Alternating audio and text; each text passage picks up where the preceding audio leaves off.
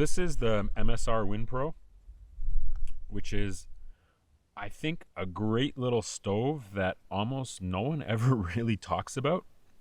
And it kind of surprises me because it's just such a reliable little option. There's a few reasons that I still keep using it. It's obviously not the lightest canister stove out on the market, but you know, it's still pretty decent at around 6 to 8 ounces. It has a lot of things going on for it. I mean, first of all, it's just a super simple design. To me, looks rock solid.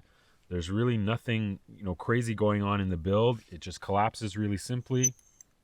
That's it. The only moving parts. The main thing, obviously, is that because it's a remote canister, you can put a windscreen around it, so it works pretty well in challenging conditions. And then also, you know, it comes with this little fuel canister adapter that lets you run it upside down or right side up. So upside down is more in cold weather when the gas can't vaporize well and maintain pressure when it's burning. So this burns propane in the liquid phase, and it truly works well. So I've compared this to my MSR Whisperlite and also Dragonfly. They melt snow at the same rate. They use the same amount of fuel. There's really no performance difference.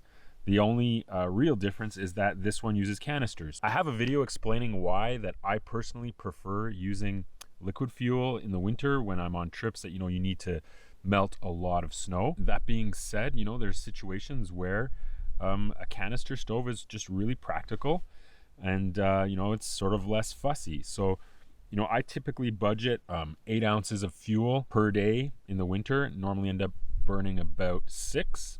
Shoulder season trip or something like that, and I'm just planning to be out overnight, that means that I'll probably have some water that I start off with, and then I really just need to melt some snow in camp once at night and then potentially in the morning, so I can get away with a small canister, especially if it's a, you know, in a shorter trip where I don't want to have all that much extra, or if I think I might need to melt snow, but there's also the potential that there's going to be some rivers where I can get water from, so that would also reduce the amount of snow melting that I need to do. In the summer, you know, I still use this. I use this stove on some trips. If I'm going to be boiling water for more than one person, then I can handle a larger pot. If you're going to be boiling like a liter or 2 of water at a time, this just becomes a little bit more practical to me, and the weight starts to be more worth it. I've been using it for about coming up on 2 years, I think, and you know, really no issues with it. I use it on backpacking trips. I also use it on, you know, kind of day type trips like today where I'm going to make a coffee or something and I just have it with me. I know that I can get my windscreen around it. I can get my larger pot. I run a 1.3 liter Evernew pot on that, and it stows inside that really nicely with the canister. So it's a pretty good little setup. Have a windscreen. Sure, stove would be a little bit of a challenge. Definitely something worth considering.